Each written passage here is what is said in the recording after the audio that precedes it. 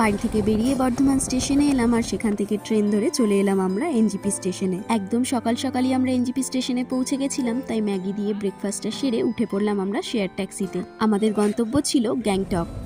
এরপর গাড়িতে 10 জন প্যাসেঞ্জার হয়ে গেলে আমাদের গাড়ি ছেড়ে দিল, আর পথের সৌন্দর্য দেখতে দেখতে আমরা এগিয়ে চললাম আমাদের গন্তব্যের উদ্দেশ্যে। এরপর আমাদের ড্রাইভার দাদা তিস্তা নদীর পাড়ের একটা হোটেলে আমাদের গাড়িটা দাঁড় করিয়েছিল, যাতে আমরা একটু টিফিন করে নিতে পারি। এরপর এখান থেকে অল্প একটু টিফিন করে নিয়ে আবার রওনা দিলাম আমরা আমাদের গন্তব্যের উদ্দেশ্যে।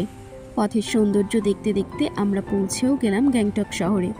গ্যাংটকে পৌঁছানোর পর এই গাড়ি আমাদের ড্রপ করেছিল দেওরালি স্ট্যান্ডে, আর সেখান থেকে ছোট গাড়ি নিয়ে আমরা পৌঁছে গেছিলাম আমাদের হোটেল চ্যাংলোচানে। শহরের ভেতরে যেহেতু বড় গাড়ি ঢোকে না, তাই এই ব্যবস্থা শহরের ভেতরে ঢুকতে গেলে ছোট গাড়িতেই যেতে হয়। ট্যাক্সি করে আমরা গ্যাংটক কিছুক্ষণ আগে পৌঁছেছি এবং তারপরে হোটেল চ্যাংলোচানে আমরা চেক ইন করলাম। চেক ইন করার সাথে সাথেই ওনারা আমাদের লাঞ্চ প্রোভাইড করলো, কারণ ওটা আমাদের প্যাকেজের মধ্যেই ছিল। লাঞ্চ করার পরে একটু আমরা এমজি মার্গের উদ্দেশ্যে রওনা দেবো এবং আশপাশটা ভালো করে ঘুরে দেখবো। আজকের লাঞ্চে আমাদের দেওয়া হয়েছিল ভাত, ডাল, আলু পনিরের তরকারি, আলু পেঁয়াজ ভাজা, পাঁপড় ভাজা, পেঁয়াজ আর একটা কাঁচা লঙ্কা। এই হোটেলের খাবারের টেস্টটা কিন্তু দারুণ ছিল। লাঞ্চটা করে নিয়ে একটু রেস্ট নিয়ে তারপরে আমরা এবার বেরোবো একটু ঘুরতে। আজকের মতো তাহলে ভিডিও এখানেই শেষ করলাম। দেখা হচ্ছে নেক্সট একটি ভিডিওতে।